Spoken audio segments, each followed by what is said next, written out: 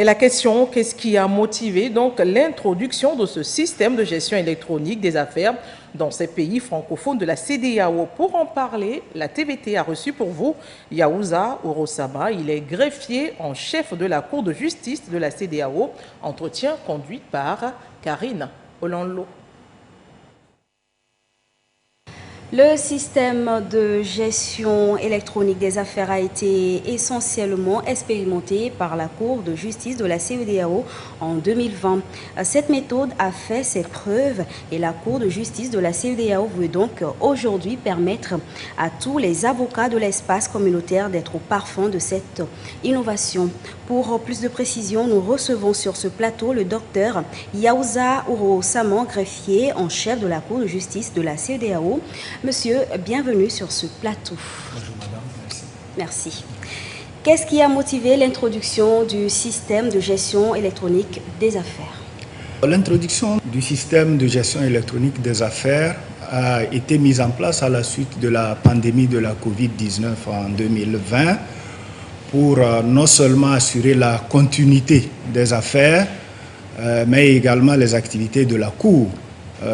Comme vous le savez, il avait été interdit les regroupements et les rencontres, et afin de permettre à la Cour de continuer à fonctionner, la Cour a mis en place un système de gestion électronique qui permet aux parties de participer au traitement des dossiers sans se retrouver. C'est la raison pour laquelle ce système a été mis en place pour continuer à fonctionner, continuer à assurer le traitement des dossiers ou des requêtes que les avocats et les parties introduisent devant la Cour de justice de la CEDEAO. Quels sont donc les avantages de cet outil dans l'intégration de la communauté? Écoutez, les avantages sont multiples. Dans un premier temps, le premier avantage, c'est que il y a une réduction des coûts et des délais de procédure. Il y a ensuite la suppression des contraintes pour les avocats de se déplacer à Abuja à chaque fois qu'ils ont des dossiers ou des procédures à déposer ou des plaidoiries à faire devant la Cour.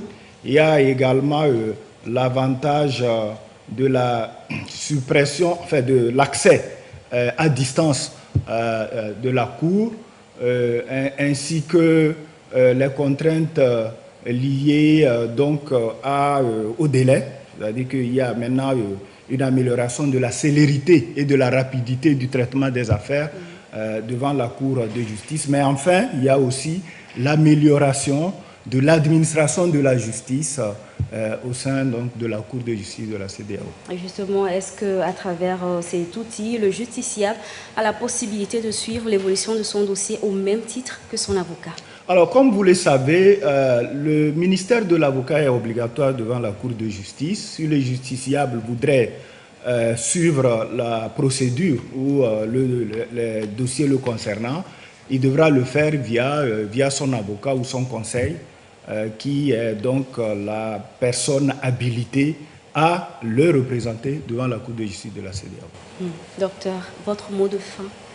Je voudrais avant tout, au nom de la Cour, remercier les autorités togolaises pour l'accueil et les commodités qui ont été mises en place depuis notre arrivée à Lomé, mais également indiquer que la Cour de justice de la CEDEAO, c'est la Cour de tous les 15 États membres de la CEDEAO et qu'elle est à la disposition de tous les justiciables de la communauté pour peu qu'ils veulent faire prévaloir leurs droits dans les relations qu'ils ont avec les États membres.